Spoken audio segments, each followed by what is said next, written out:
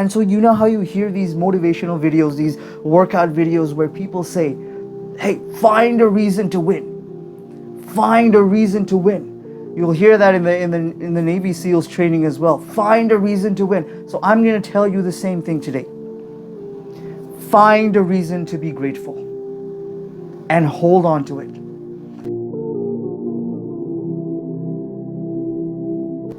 We've all heard the story of Ibrahim alayhi salam. The moment that he's about to be thrown into a fire so hot that these people that are throwing him into it are not able to go close enough to throw him in. They have to catapult him into the fire. We've all heard the story of Musa alayhi salam. And when he's stuck in the middle between a sea and Firaun's army coming to grab him. Imminent death. We've all heard the story of Maryam alayhi salam. When she is being told that you're going to give birth to a child without ever being touched by a man. And for this woman at that time in the world, the worst possible thing that she can imagine is happening to her. And she wishes that she was so dead that no one will ever even remember that she existed. Now you have to ask the question, why does Allah put these people, these chosen people, He said, I chose them because of their purity. Istifa is the word that He uses in the Quran to describe the people that He chose as prophets and to be, the chosen people like Maryam alayhi salam. And He says, I chose her because of her purity. I chose these prophets because of their purity. That's why they were chosen to represent my message on earth, to bring my message to humanity on earth. That's why I chose this woman to bear a messenger, but then she in herself is also a miracle from me.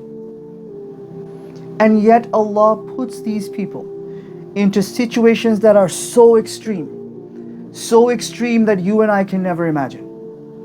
Imminent death, in the face of imminent death, Ibrahim alayhi salam is about to be thrown into a fire. And he sees, this is it, this is the end. There's no way out of this. Thousands of people tying him up and catapulting him into a fire. And he sees it. This is the end. Musa alayhi salam standing on the edge of that sea, knowing that Firaun's army is right on their toes, coming to grab them.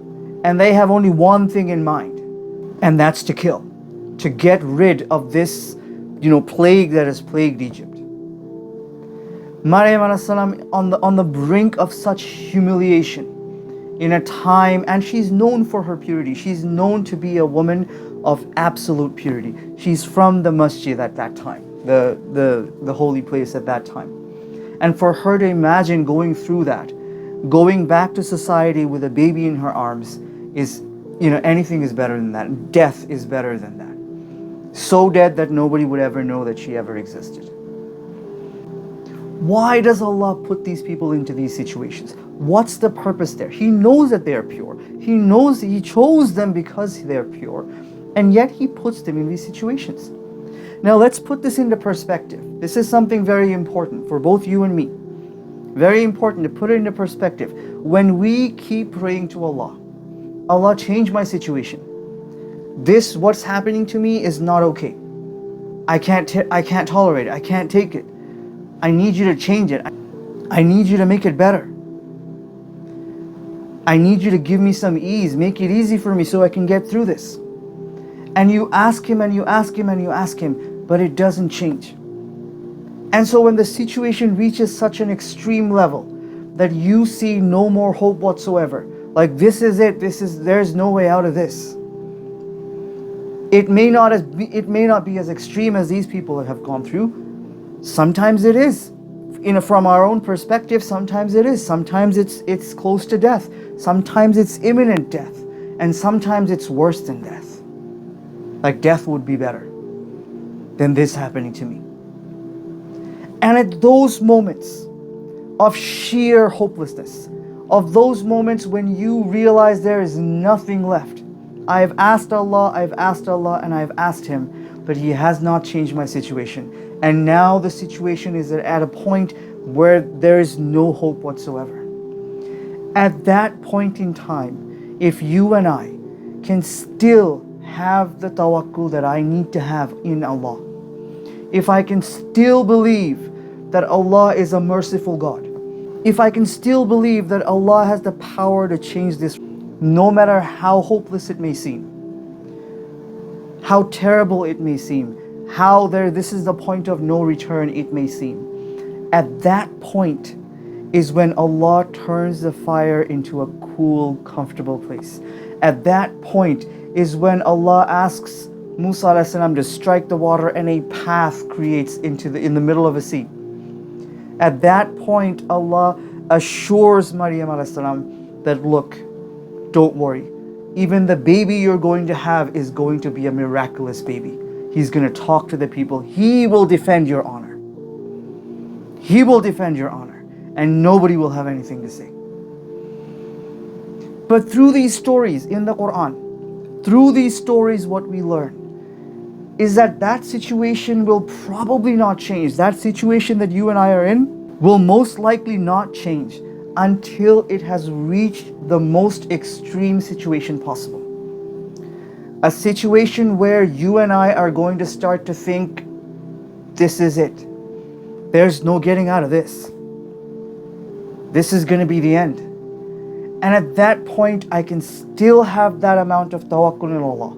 I can still have that amount of belief that Allah has the power to change. He's listening. He's been listening all along. And He's just waiting. He's waiting to see if at that extreme moment, when I realize there's nothing left, no hope left, I can still bring back hope in my heart.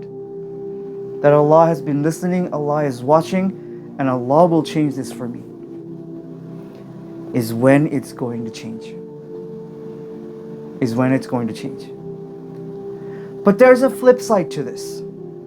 There's a flip side to this. So now you are in a situation where you realize that, there's no hope. And you realize that yes, there's still hope because Allah is still there. But at that point, Allah asks from us certain things as well. It's not just the sabr. It's not just, hey, hold on, you know what? It's going to be okay. No matter how hopeless it might seem, it's going to be okay. So what happens after Musa alayhi salam crosses the sea? They cross the sea, they're safe from the army of Fir'aun, but they fall into a desert. And now it's scorching hot. There's no food, there's no water. Hundreds of people with Musa alayhi salam, a prophet of Allah, is with them, is amongst them. And they start to complain, Musa, what's happening? What are we going to do? How are we going to survive? And Musa alayhi salam gets on a high place and says, hey, Allah tells you to be grateful. To be grateful in this situation? What have these people been through? These people have seen their babies being murdered. In front of their eyes, many, many families have lost their children. Murdered, slaughtered in front of them. That alone is unimaginable. They've been through slavery. They've been through torture. And then they escaped like literally the closest shave with death possible. And they escape that and they fall into a desert with no food, no water, no hope. And Musa alayhi salam says, Allah is telling you to be grateful. Grateful for what? We'll get to that, maybe. But just think about this. They're in this situation. They've been through so much already. And Allah says, be grateful. What's the deal there? What does Allah want them to be grateful? Why not be patient? Why not, hey, hold on. Just, you know what? Things will be better. Don't worry. No, Allah says, be grateful. For you and me, in these extreme situations, when we are in the toughest times of our lives, the darkest times of our lives, we still have a body that is functioning. We still have a brain that is functioning. We still have eyes that we can see through. We still have things that are okay in our lives. I'll give you one little example. These fingers, if they didn't do this, I wouldn't be able to grasp anything. There are people with diseases where when they move their joints, it hurts them so much they want to scream out. And you and I, we can move these fingers. That is a blessing that is beyond our imagination in itself. Now you do that for all of your body.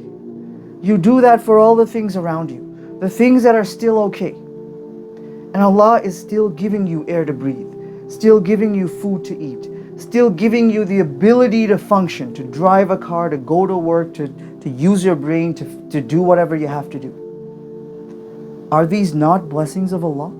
Are these not mercies of Allah? They are. And even then, you have the biggest mercy amongst you. The Quran is still there for you to read, for you to figure it out, to navigate the darkness that you're in. These stories of Musa alayhi salam and Ibrahim alayhi salam and Maryam alayhi salam are in the Quran for you to go to and read and reference and figure out what is this happening to me? What am I supposed to be doing? And in these moments when you find these guidance, these stories that tell you what these people have been through, they're normal stories, we've heard them so many times. Ibrahim alayhi salam being, he's a prophet of Allah, he's a miraculous man, no one can ever be, he was grateful for some of the mercies of Allah, some of the blessings of Allah, and we are nowhere near him. We get that, man. It's normal for us. But then when you put these stories into perspective, these people were human beings too, regardless of being prophets. And because they were prophets, they were put through even more extreme tests than you and I will ever face. But they went through them. They had to go through them. And when you and I put our lives and the situations that we go through into these kind of perspectives, we understand. We get it. And this is a mercy from Allah.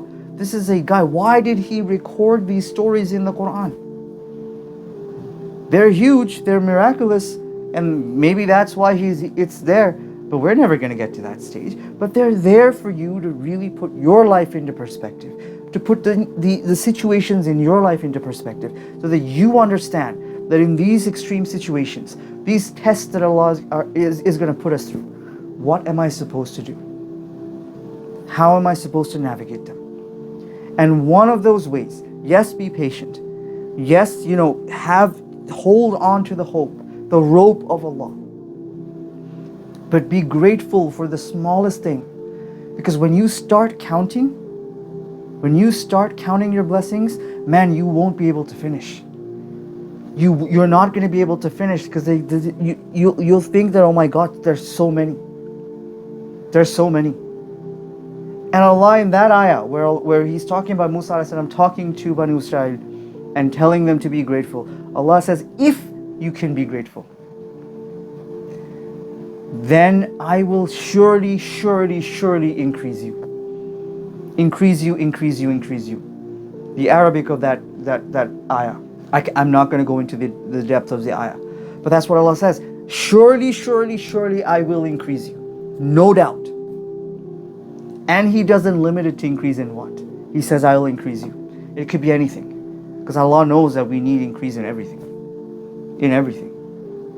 And so you know how you hear these motivational videos, these workout videos where people say, hey, find a reason to win. Find a reason to win. You'll hear that in the Navy SEALs training as well. Find a reason to win. So I'm going to tell you the same thing today. Find a reason to be grateful. And hold on to it.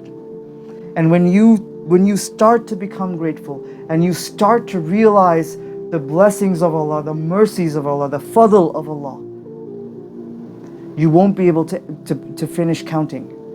Then you will start to see the changes that you want to see in your life. But you have to reach that extreme situation. You can't pray tahajjud for 2 nights and expect your life to change. It doesn't work that way. It just doesn't. It just doesn't work that way, man.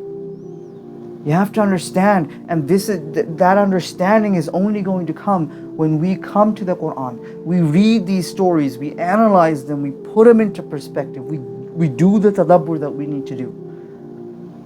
And then we place ourselves, our lives into that situation. And we equate the sum. And we figure out that this is the Sunnah of Allah. This is how Allah will put us into problems, and this is how Allah will take us out of problems. That worldview comes from the Quran, man. Nowhere else. Nowhere else. Allah has already spoken to you. He's given you all the solutions in the Quran. Come to the Quran. Read it, understand it, and really be able to gain the worldview that Allah intended all humanity to gain from the Quran. We'll start to see the solutions that we've been looking for so long. We'll start to see the road that we're supposed to be taking, the road, the paths that we're supposed to be traveling to get to where we want to get to. Inshallah.